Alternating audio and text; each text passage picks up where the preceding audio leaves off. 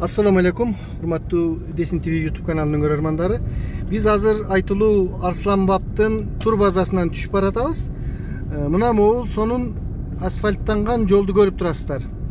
Ушул жол Арслан баптын борборунан тур базаны көздөй, кичи шаркыратманы көздөй элдер өз күчү менен каражат чогултушуп, пандемия маалында, башка учурларда аксакалдардын айтуусу менен ынтымактык менен ушул жолду бүтүрүп алышкан да.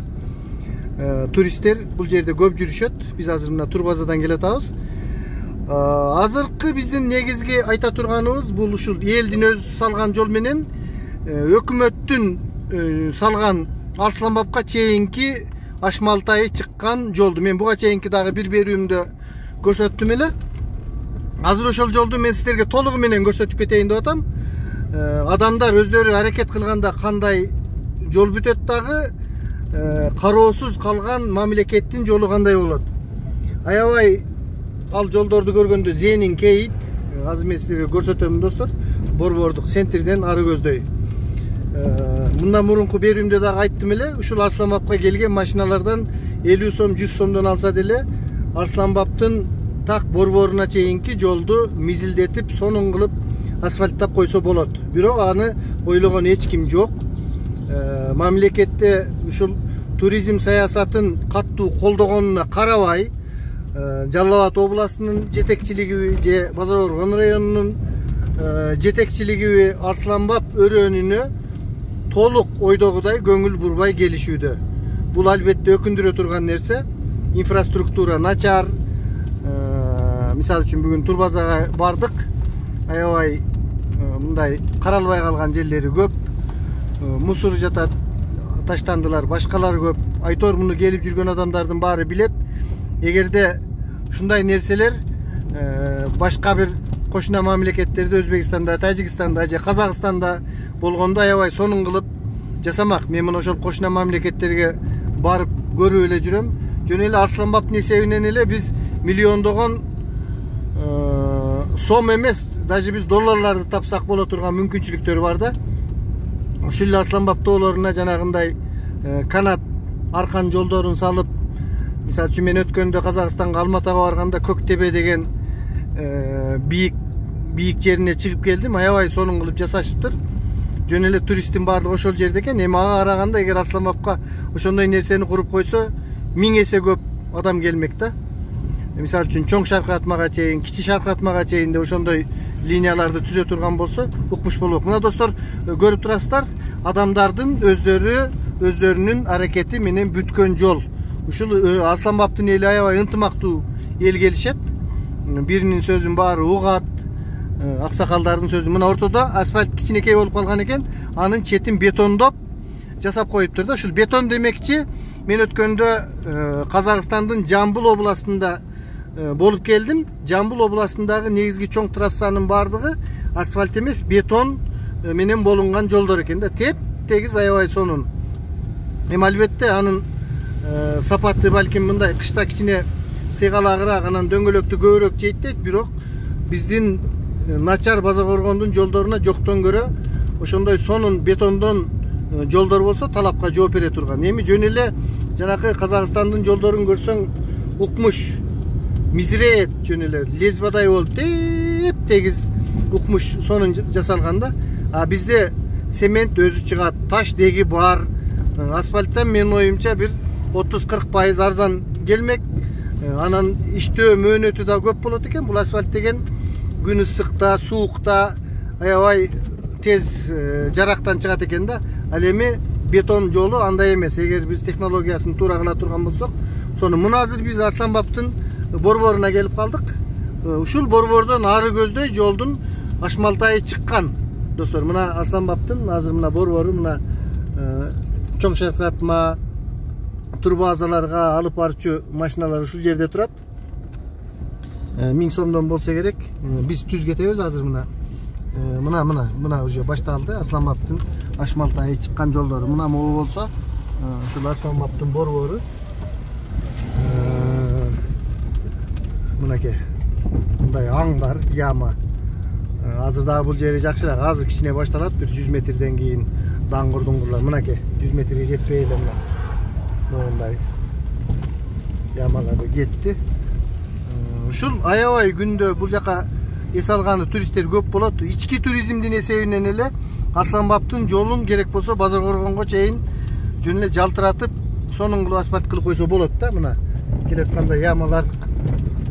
Ушундай достор, эми биздин Кыргызстандагы жолдордун акыбалын жакшы билесиздер. Ошентсе дагы бул Арсланбаптын стратегиялык мааниси баягындай каражат бюджетти толтурууда, туризмди өнүктүрүүдө өтө мааниси чоң.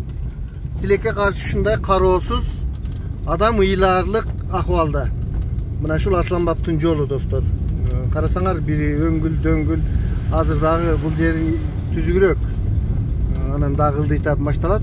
Мен жана келатканда да тартып келгем. Бүт жолдор яма. Мынакей акыбалы ушул. Биз бүгүн Турбазада болдук.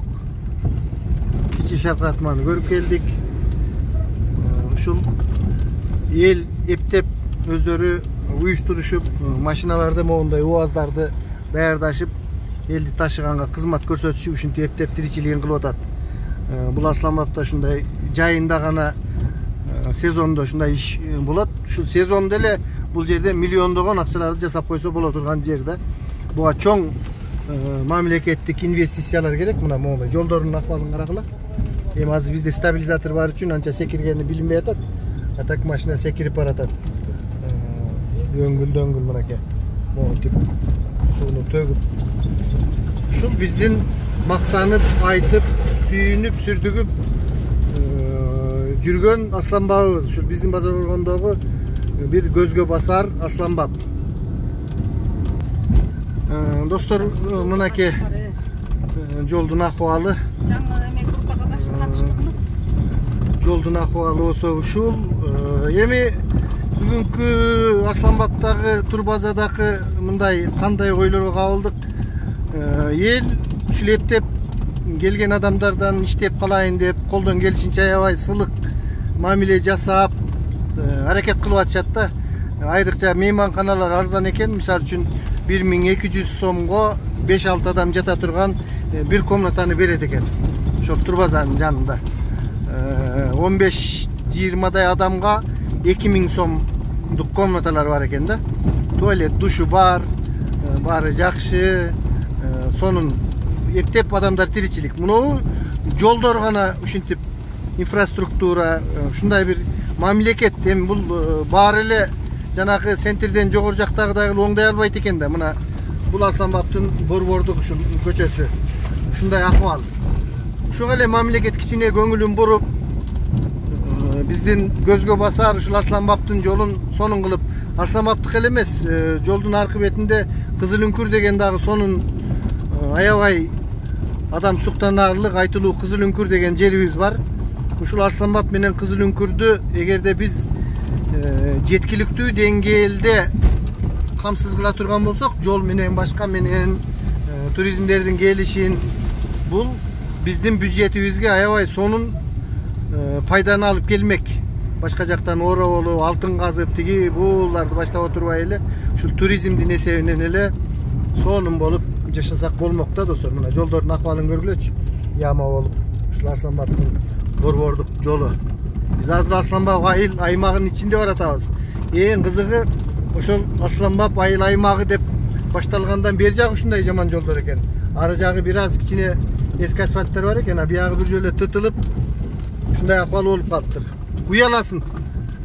Бирөөгө көрсөткөндөн ушундай сонун жерди жасабагандан. Илгери Союздун мезгилинде бул жолдор Союздун стандарттарына жооп берген жакшы жолдор болот эле. Чек ара ачык болгондуктан Андижандан жана башка жактардан аябай эс алганы көп адамдар келет эле. Азыр мен тилекке каршы андай бир башка жактан келген эс алуучу туристтерди көрө албадым достор. Мынакей жолубуз бүгүнкү тема ушул Арсланбаптагы айласыз ашмалтайы чыккан жолдор тууралуу болмокчу. Мынакей мен өзүм бул жерде лагерлерде көп болгонмун. Илгери Союздун кезинде сонун болчу бул жолдор. Мына азыр кароосуз ушинтип калган. Мына чаңып кетип атканын карасаңар. Жолдор. Урматтуу аткаруу бийлигинин өкүлдөрү, урматтуу премьер-министр Акылбек Үсөнбекович, сизде аябай амбициялуу чоң ойлор, проекттер көп. Ушул реалдуу туризмди көтөрүү менен реалдуу экономиканы көтөрө турган дүйнөлүк деле мисалдар көп. Урматтуу жанакы туризм министри, биздин Жалал Абад областынын губернатору, бизде Жалал Абад областында аябай сонун жерлерибиз көп. Сары Челек, Арсланбап, Каралма, Кызыл Үңкүр, ушул сыяктуу жерлерибизди эгерде губернатор ошол мамлекет өкмөт менен, президенттер менен сүйлөшүп, каражатты бөлгүзүп, райондун акимдери менен сүйлөшүп, ушул нерсени көтөрөбүз десе, бул ишке аша турган эле нерсе. Мунун кыйынчылыгы деле жок. Эл өзү деле демилге көтөрүп жасап берет. Мына борбордун ары жагында, Арсланбаптын борборунун ары көздөй көрдүңүздөр, элдер өздөрү эле асфальт кылып алган. Мындай чоң жолду биягын кыла албайт экен. Эгер мүмкүнчүлүгү болсо биягын деле жасап алышмакта. Урматтуу губернатор, урматтуу База Коргондун акими ушул нерсеге аябай көңүлдү буруп койгула. Мына достор, жыйынтыктоочу сөз, биз туризмди өнүктүрөбүз, туризмдин эсебинен мамлекеттин капчыгын калыңдайбыз, андай мындай дейбиз. Реалдуу түрдө эмне жасалып жатат? Реалдуу түрдө эч нерсе жасалган жок. Балким ошол Ысык көлдүн тегерегинде жолдор бүтүп жаткандыр. Азыр угуп атабыз, жанакы балыкчыдан Кочкорго чейин жол түшүп атат, анан тигиндей мындай поезддер каттап атат деп, балким ошондой жакта кичине жүрүп аткандыр. Ал эми аймактарда туризмди өнүктүрүү үчүн бир көзгө басаарлык, көзгө көрүнөрлүк иштин байкалбай тургандыгына мына өзүңүздөр күбө болуп турасыздар достор.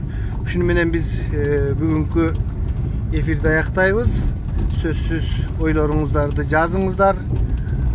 Кандай болот, кандай жок, эмне кылуу керек, комментарийлерди жазып, лайктан басып, катталбаган достор болсо катталып коюңуздар. Биз Арсланбаптан База Коргонду көздөй сапар алуудабыз. Саламатта болуңуздар.